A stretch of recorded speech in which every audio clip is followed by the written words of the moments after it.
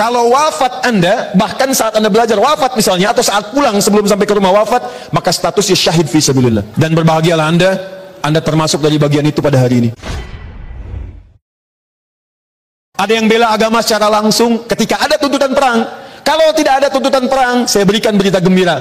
Ada amalan kedua yang saat Anda kerjakan nilainya sama dengan yang berjuang di medan perang.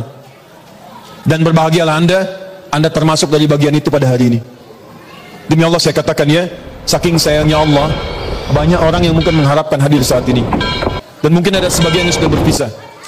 Tapi kenapa Anda bisa bertahan? Saya tidak pernah mengundang Anda. Saya tidak tahu siapa Anda umumnya. Siapa yang membuat Anda bertahan di sini?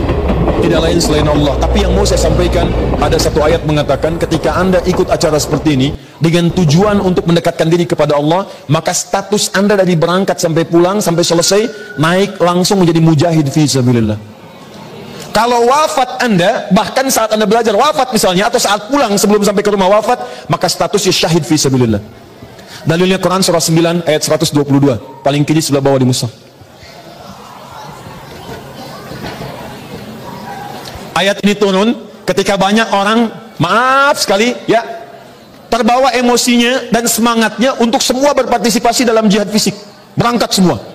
Bahkan ada kisah seorang saudagar baru pulang berniaga, baru nyampe rumah ketemu istri, baru mandi-mandi, baru ngobrol, sudah makan, baru malamnya ngobrol tuh, tiba-tiba ada panggilan, wana ada munadin, jahidu fi sabilillah, datang seorang penyuruh, jihad, tiba-tiba pamit sama istri, mah, telah tiba panggilan Allah, papa berangkat dulu ya, dan resikonya kematian.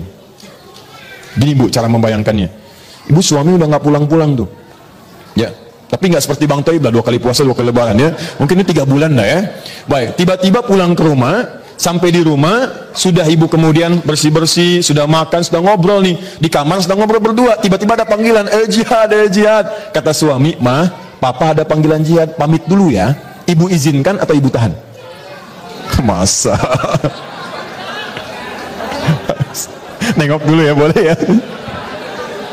Baik. Pak bisa nggak Pak gelombang berikutnya aja? Ini udah nggak ada pikiran lagi. Ini semua mengatakan sepakat semuanya, karena gini nih, berumah tangganya itu visinya bukan dunia. Rumah tangganya nih nanti kita akan lihat visinya itu bagaimana kita ke surga bersama. Anda buka Quran surat 30 ayat 21. Itu yang Anda sering tuliskan di surat undangan pernikahan, dikirim pada orang supaya baca. Yang anehnya yang ngirim nggak pernah baca. Wa min ayati an khalaqalakum min anfusikum azwaja. Kata Allah, hikmah pernikahan itu supaya berpartner meningkatkan ibadah, supaya bisa meraih surga. Di suami bantu istri, istri bantu suami. Bukan mengeksplorasi kekurangan atau cuma cari dunia. Kalau cuma cari dunia, jangankan Anda yang belum beriman pun sama begitu. Kalau cuma pengen keturunan, jangankan Anda yang nggak beriman pun dapat. Kalau cuma pengen kaya, jangankan Anda yang beriman, yang nggak beriman pun berumah tangga cari kekayaan. Apa bedanya Anda dengan yang lain? Kata Allah, Anda mesti mencari surga. Jangan sampai bersama di dunia tapi berpisah di akhirat. Maka isinya mengatakan, Pak, tiba panggilan Allah, Papa berangkat. Ketika banyak orang berangkat, turun ayat. Ayat ini mengatakan, kata Allah, hei, kenapa kalian semua harus pergi berangkat ke medan perang untuk perang berjuang fisik? Nanti kosong tempatnya, siapa yang meneruskan risalah Islam? Maka diturunkan satu amalan, kata Allah, falaula nafara min kulli firqatin minhum ta'ifa liyatafaqahu fid din. Saya turunkan satu amalan yang kalau Anda kerjakan nilainya sama dengan jihad fisik. Itulah tafaqquh fid din, berlomba-lomba belajar agama untuk mendekatkan diri kepada Allah, mengisi banyak majlis-majlis ilmu. Itu nilainya sama dengan jihad fi sabilillah. Bahkan ini rahasia ya. Di antara kita saja nih, tolong dijaga baik-baik. Nah, ada rahasia besar begini. Di An-Nasai nomor hadis 233, periwayatnya namanya sahabat Abu Darda. Hadis ini hanya diriwayatkan oleh satu orang sahabat ini sepeninggal Nabi dan sahabat yang lain. Itu dicari sampai ke Syam dari Madinah.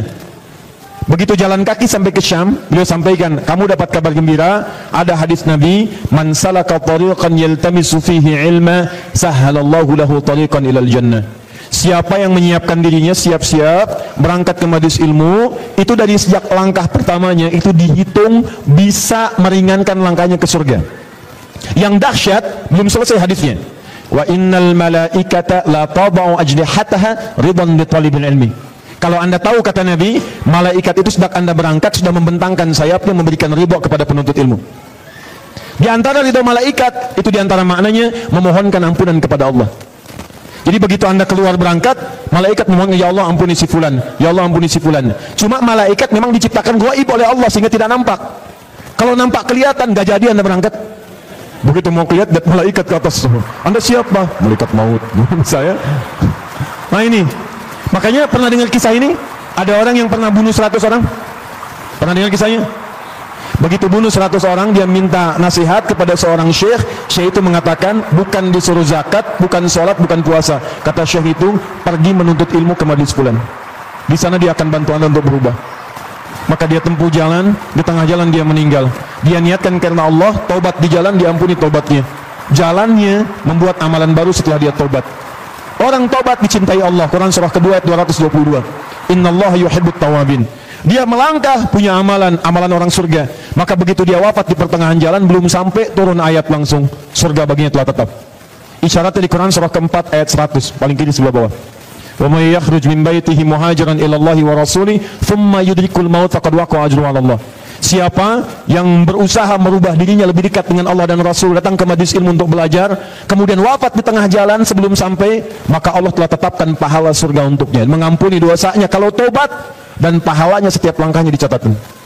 Maaf ya, orang bunuh 100 orang, banyak mabuk, pernah mencuri, pernah zina, pernah macam-macam, dia tobat ke majelis ilmu, belum sampai meninggal masuk surga. Masa Anda yang tidak pernah bunuh orang? Siapa yang pernah bunuh orang? Kata Pak Alfred, coba lihat, barangkali bisa diproses. Anda nggak pernah bunuh orang, Anda nggak pernah mabuk, Anda nggak pernah macam-macam, dan Anda sudah sampai di majelis ilmu, sudah duduk. Kalau pertemuan ini belum mampu merubah Anda jadi lebih baik, dengan cara apa lagi Allah memasukkan Anda ke surga? Itulah syahadat. Ya. Makanya tolong dilihat ya, peluangnya cuma 2 jadi syuhada. 1, jihad fisik dengan cara yang dibenarkan, tapi awas, jangan semua ada anjuran diikuti. Jihad itu bukan datang ke tempat damai, tembak orang, bom orang, bunuh orang, tidak demikian, ada aturannya. Saya waktu bom Jalan Tamrin itu terjadi itu, dar meledak, saya di Lampung saat itu. Itu polos nanya orang Lampung, Ustadz, apakah bom di Jalan Tamrin termasuk jihad fisabilillah? Saya katakan, Pak, sependek pengetahuan saya, jihad fisabilillah itu jihad di jalan Allah, bukan di Jalan Tamrin.